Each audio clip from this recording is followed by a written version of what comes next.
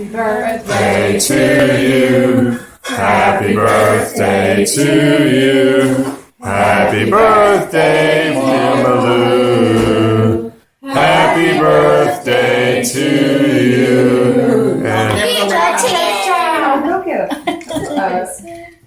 Are you blowing him soon? For what? Yes, Push it. It's right there on the silverboard drawer. Yay!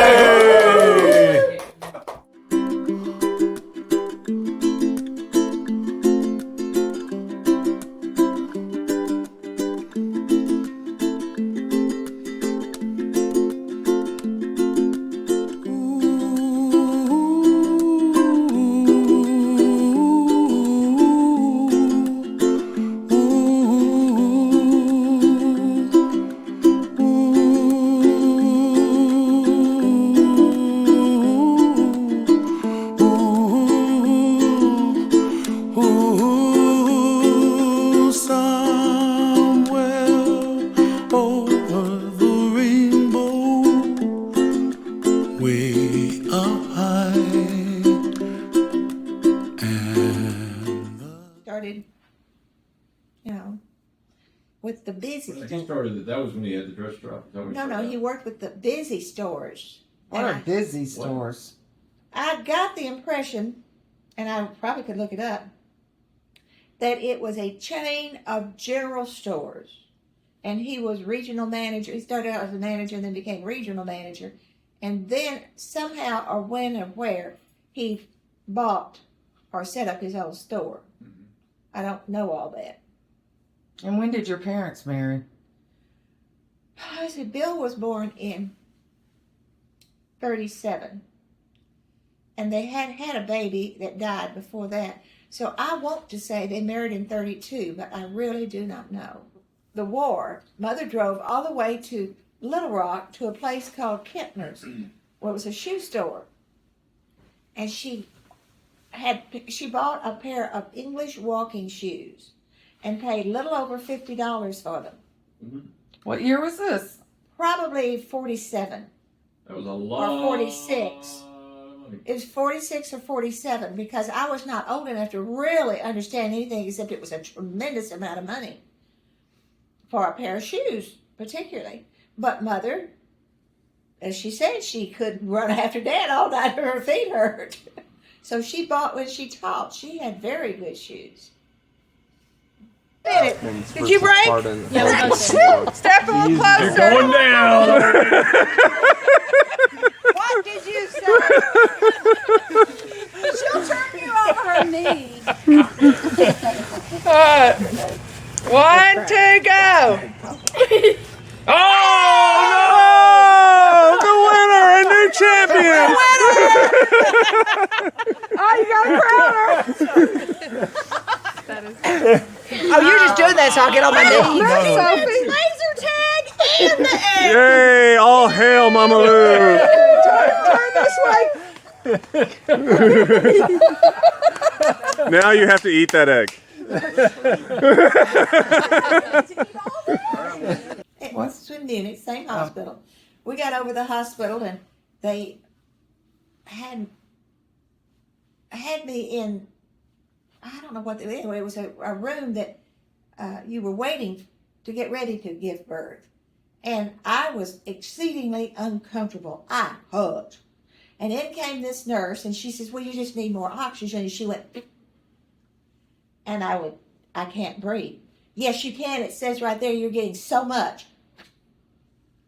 I can't breathe. Anyway, this went on, it seemed like hours, but I'm sure it wasn't. And finally, this was a Major Foley, and this captain doctor came in. About the 20th time, I said, I can't breathe. And the doctor looked at that nurse and very calmly said, is it a possibility that it's a defective mask? Well, Foley was steamed. And she got a mask and it worked.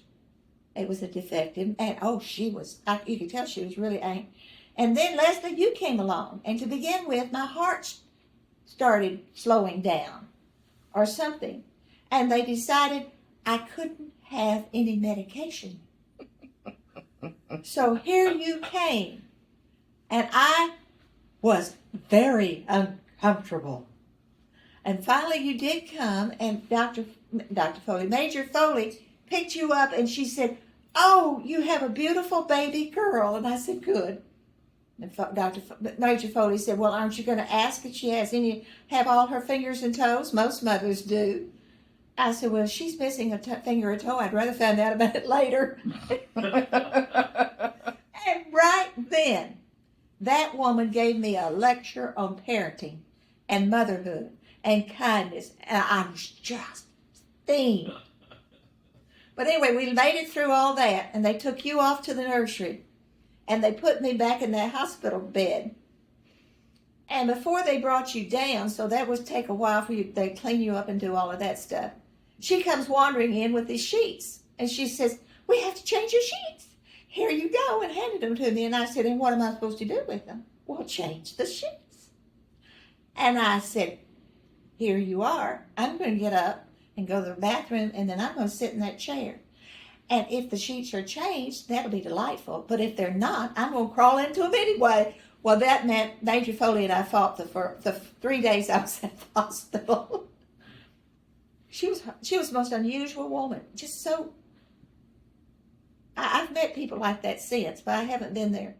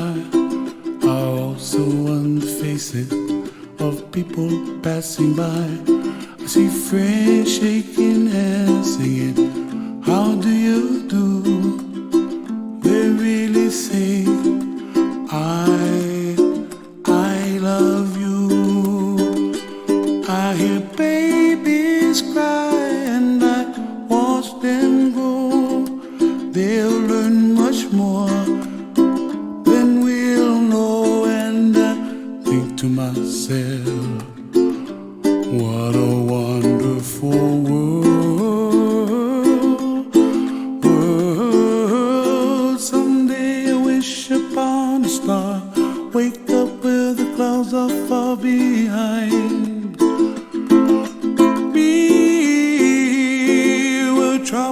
drops like a lemon drops high above the chimney top. That's where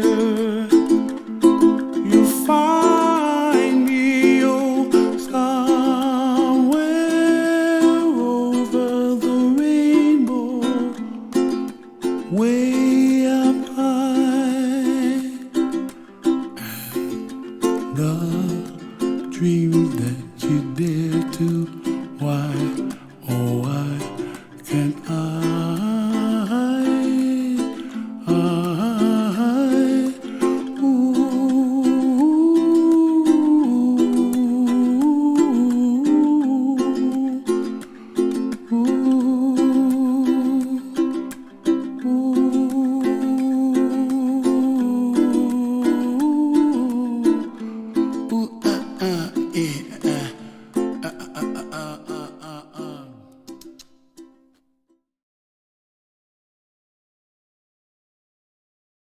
House had a small back porch that had been closed in to put the wash machine and dryer in there. And one night, something woke me up and all the dogs were barking like crazy. I've told you this story, haven't I? No, I've never heard it. So anyway, I get up and I flip on the outside lights and I look all the way around the house. I see nothing. Well, the dogs kept barking. So I went downstairs to the kitchen and it was obvious there was something in the backyard. So I went out on this little porch, and I was kind of scared to go out, but I was going to go. And I stepped off of You brave woman. that little. I took the 2 steps down to the patio, and suddenly this hot breath went, and I turned, and there was a cow. I thought I was going to die of heart right there. Wait, start again. Dad came home from World War One. World War One. Dad, Garland, Yeah. Garland. Garland, yep. And he went to Montana, somewhere in Montana, and he herded sheep for 2 years. And it has always been, in my mind, such a strange thing for him to have done. He wasn't married at the time. No. He said he Where did he ran herd sheep? what? Where did he herd sheep? Up in Montana. Oh, in Montana, okay. And I don't know how he got up there or why he went. And I know he ran away from home and joined the Army underage. Mm-hmm. And anyway, he was there. He probably was 19 or 20 when the war ended. And anyway, he went to Montana and herded sheep for a couple of years. And that's always puzzled me. Why would he do that? And the other day when they were talking about PTSD, well, they called it shell shock in World War I. And I just wonder if Dad was affected and he was just bright enough to know he had to go somewhere and work it all out. Yeah. That would be, Dad was a private person, so that would have fit that. And he was a very bright person. He may have figured it out long before all the psychiatrists did. What happened now? What are you talking about? It was a great, large friend of your Big Daddy's. Yeah, what And happened? He played the guitar. And he came over and he sat in that chair and he began to strum and sing, which was fine and dandy, but he began to move around and move back and forth in that chair. And I stood it as long as I could, and then I told him to get up because those chairs were very precious to me and I didn't want him to break them. Why are they so precious? They were hand-did by some old man in Clarksville from my parents. And they got married in, let's see now, 32? They got married in 1932? I think so. Mama Lou, you know it's a funny story. January. You were there right before he passed away. Yes, because, That must have been hard to leave him. well, it was one of those things you had to do. Yeah. Oh, so you weren't there when he died? No. Dad let it slip in a letter he wrote that he was not well. I didn't even know he was that ill. And so I wrote Dr. Millard and I said, what in the world is going on here? And he wrote me back saying, don't you know, if you don't come now, you'll never see your dad again. And unfortunately, he did not put it in airmail, so it took a long, long time to get to me. And when it got to me, we left, you and I left the next morning. The next morning. The next morning, somehow Ed got the Red Cross to set everything up.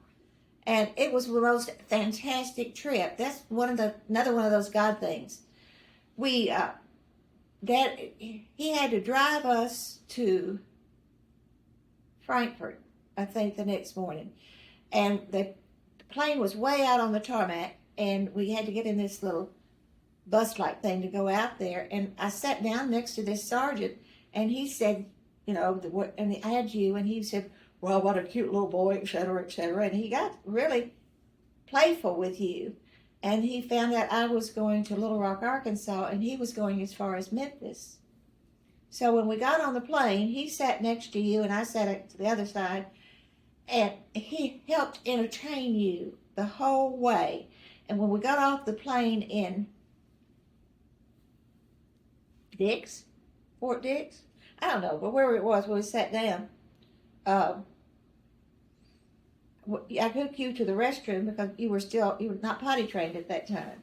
And I cleaned you up and came back out, and he says, I've been looking for you. I've got a reservation to take us to the whatever airport it was, a shuttle. So we got on the shuttle and got on the airplane, and he again sat next to you, and I sat on the other side, and he entertained you and just was wonderful until we got to Memphis. And when we got to Memphis, he was leaving the plane, and he turned around and came back, and he had this soldier with him. And he said, I have talked to this young man, and he's going to take care of you, make sure you get off in Little Rock. So we flew to Little Rock, and I got off the plane, and we were going down the line. And at that time, the people getting on the plane were here, and the people getting off were here. And I looked up, and there sat Aunt Ted. Huh. And Aunt Ted said, call G. She's in the airport somewhere. So I had Aunt G paged, and we caught her before she got to her car. And Aunt G took us straight home to, Wow. that will never Wait a happen minute, I again. don't understand. Aunt Ted was there to pick you up? No, I didn't tell anybody I was coming. So Aunt how? Ted was flying off somewhere, but she had Aunt G bring her to the airport. Oh my word! And that would never happen in 100 years. If I planned it, one of them would have been late. Yeah. So that was just another one of those God things, as far as I'm concerned. And you got hold of Aunt G. Well, yeah, I had her paged, and she hadn't left the airport yet. Maybe toddlers. Or I feel like there's one with when I feel like you told me one when when Maria and Nick and Nadia were just adopted. You got anything, Mama Lou? I went in the country when they came home. Oh, any of your stories from Kuwait? Unless I'm thinking of them right at that moment, they don't come to my mind. I don't have a book of stories that I can just Okay. flick because the index says that's where it is. I'm trying to think of stories. Well, you can start. I tell you what, Sophie, if you go sit in that chair and start rocking, it'll remind her of a story. You sit there and I'll hit you. It just reminded me of that different. Was that when we landed in Gander? You mean coming back after you visited? When I walked in, Dad said, are you coming here to watch me die? And I said, no, I'm coming here for a full week. And I stayed 1 week, and then I can't remember who took me to the airport. Where was your dad, in Russellville? At that time, he was at home in bed, but he left for Little Rock. I think it was just the next day. It may have been the following day. After you left, you mean? Well, when I got home. And he went to Little Rock to the Veterans Hospital, and he died there. But that was after you gone back to Germany. Uh-huh. But see, it took me over a week to get back to Germany. Why? They were, see if I can remember, I get my facts kind of mixed up. I had no problem getting to Fort Dix. I think it was Fort Dix, to get a military flight out. But they were evacuating Guantanamo. Was that when they were evacuating Guantanamo in the early 60s? Oh, because of the missile issues? I think so. Yeah, that was it. And they were using every plane that was available. That's what I was told. That was available was being used to get the people out of Guantanamo. And so instead of getting a flight overseas, we had to sit there and wait until a flight was available because there were very few of them. Where are you sitting? We're sitting at Fort Dix. And you're 7 months pregnant. 8. Baby was coming pretty soon. I was flying illegally as far as the Army was concerned. And we sat there, and they would have us sitting at the airport all day long. And I don't know why they let us go somewhere at night. But you and I got a bed because I was pregnant. Otherwise, people were sitting in every chair around and on every little piece of floor because they were not getting people overseas. They were going back and forth to Cuba. And so we finally, after being there 6 or 7 days under those circumstances, we all got on a plane. There was like 60 of us. It was a converted cargo plane. Do you remember? You too young to remember any of this. But anyway, it was a converted cargo plane, and we were all so excited. By that time, we were rather good friends, you know, because we had been assigned a plane, but there hadn't been one available. Yeah. But anyway, we got down to the end of the runway, and they called us back because the pilot or somebody had been on duty too long and would not be able to make that long trip and stay within his hours. So we went back to the barracks and then came back the next morning, got on the plane, and as we were coming into Goose Bay, Wisconsin, Gander Field, there was a blizzard going on, and they waved us off and told us to go on to Shannon. And we didn't much more than understand that's what we were doing. Then he came back on the radio and said that the blizzard was abating and we could go in. And when we started in, the blizzard caught us and twisted us around and stuck us in a snowbank like this. But it would, and I probably have a lot of this wrong because I don't understand the technology. But it was a turbojet, and because one wing and one engine was in the snow and the other one could still be used, he kept us warm in the plane. And I know one time one of the stewards dropped down below, onto the tarmac to see what the weather was like, and he was just blown like this against the other side of the runway and was just plastered like this against the. And so another one went down with a rope, and we could see outside, and just got pushed in the same direction, and they tied them up and hauled them back in like this. So it took them several hours to build a road out to us because we didn't have the proper clothing and it was terrible weather. And when we got into the bus, they took us back to a BOQ and assigned us rooms and assigned us cars and drivers because we would have to be taken anywhere. And so when it came time to eat, we'd call our driver and he'd come get us and take us down to the mess hall and back. We were there 2 or 3 days, maybe 3 or 4 days. Did we take the same plane out, or did they have to get a new one? Yes, that was the strange thing about it. We had to take the same plane out, and they had to fly in another engine or something and put it in. It wasn't that they sent us another plane. They fixed that one before we could fly out. And you're flying across the ocean in a fixed plane? Mm-hmm. In a fixed plane. Appreciate that. I always need red paper. Red is so appropriate.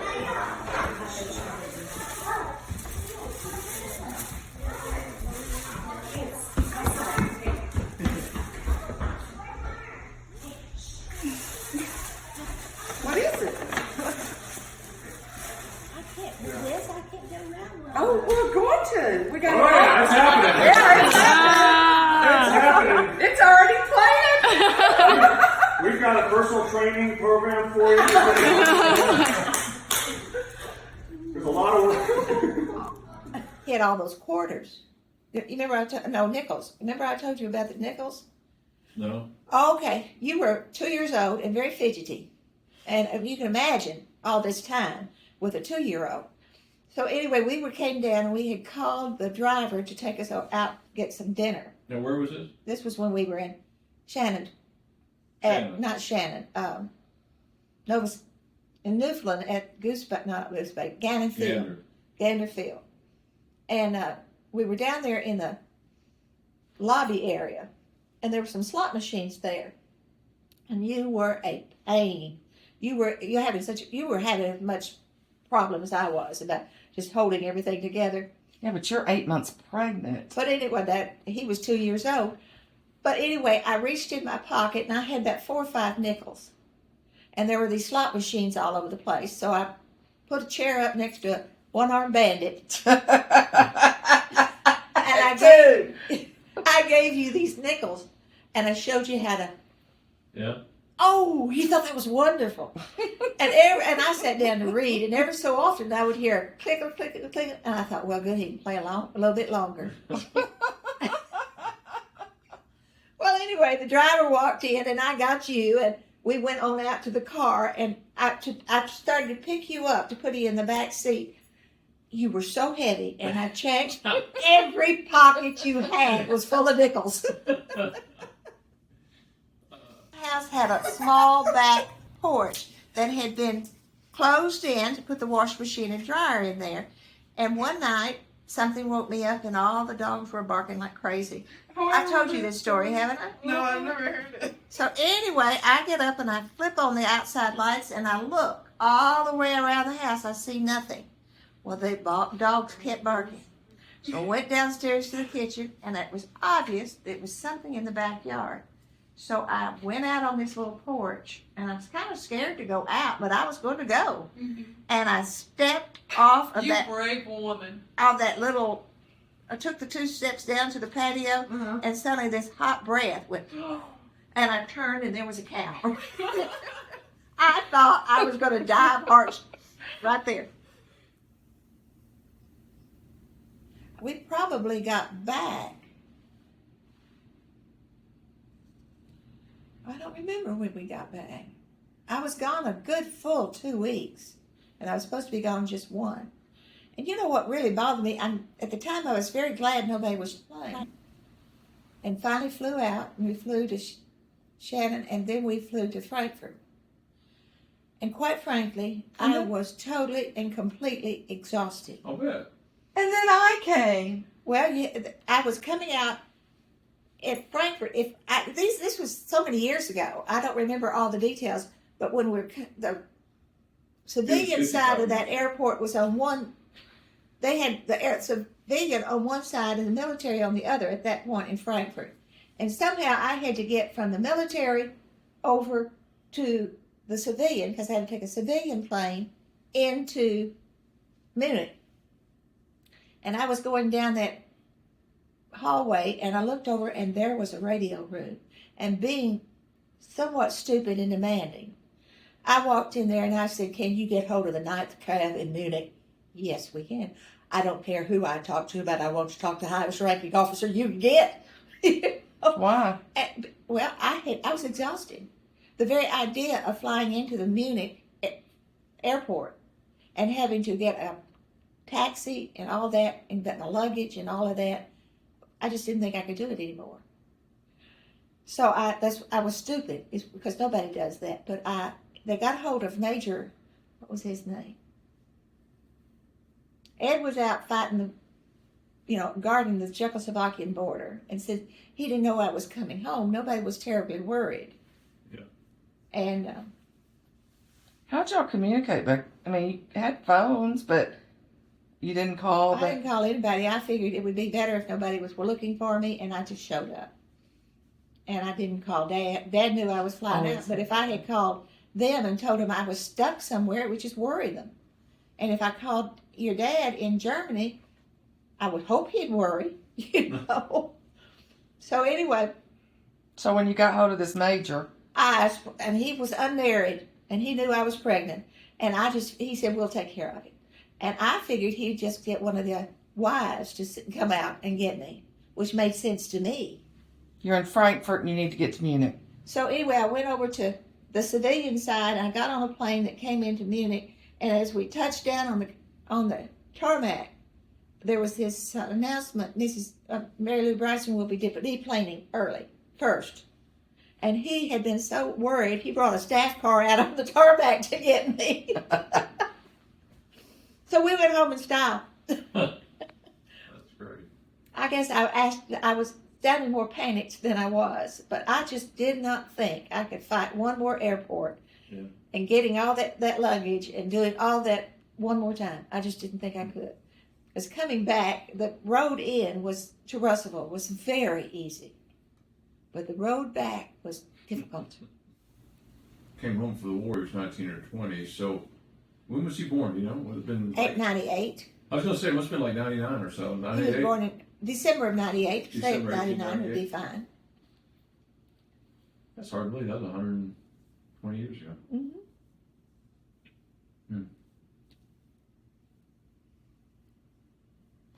Now, when did he die? Was I born yet, or was I on the way? You know, right now I could not tell you for the life of me. He died in February of 64. 64, yeah. That's what I thought.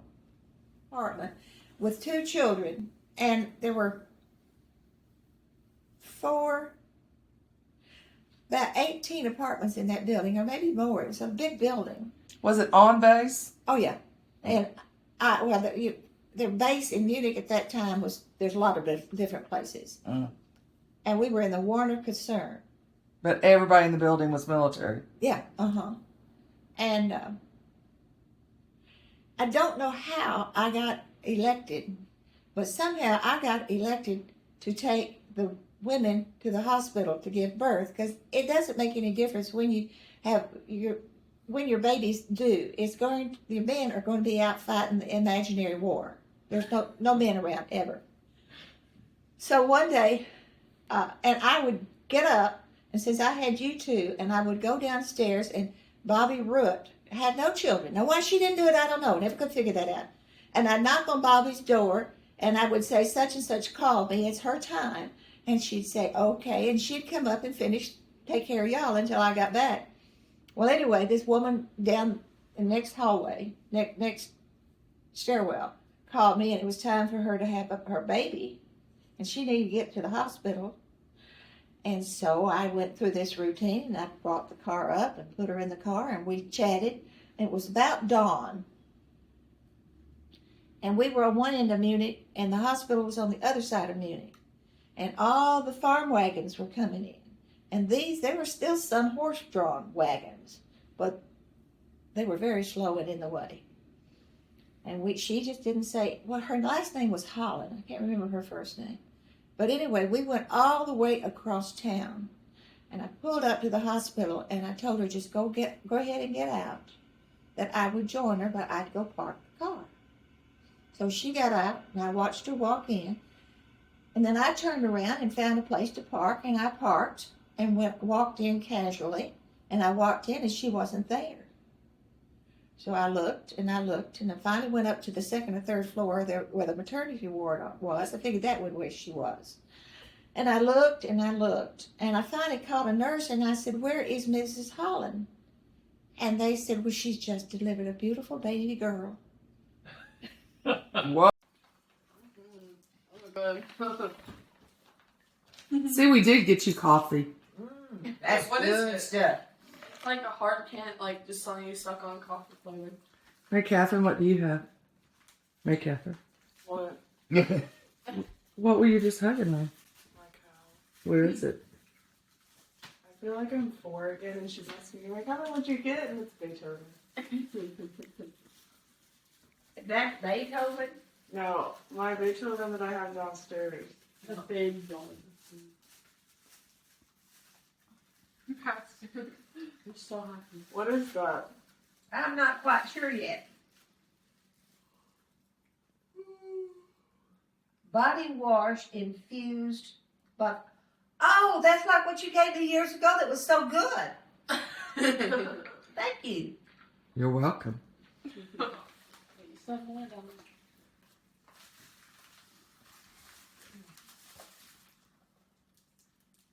Are you away yet? Yeah.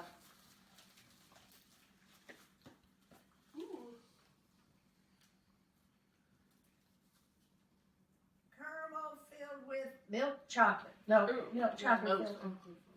filled. Y'all make sure you keep those up from Paxton, please. Back to eat my chocolate. I know we would. We know him. Right now, he's Right now, interested. he's happy. In the bone. God, I wish he Has he already broken it up? No, No, okay. That'll last him all day. no. No, it's not. It's Oh. just, Yeah, I bought him another one and tried it out. Oh, What is it? thank you. Do you know what it is? Yes, book light. No. Well, it is a book light, but that's not what I bought when I bought it. I don't know what it is. Well, they advertised it as a knitting light. Oh. When it came in as a book light, but they said had it around your neck for when you're knitting. Well, that will be very feels badly that she's not going to get her quilt. So she asked me to make her a blanket, and I said, don't make blankets, but I will make afghans. So as soon as I finish all of these, I'm going to start in on making afghans for all 4 of the girls. Really? So how long do you think that's going to take? Depends on the pattern we decide on. Some Is that patterns. 1 or 2?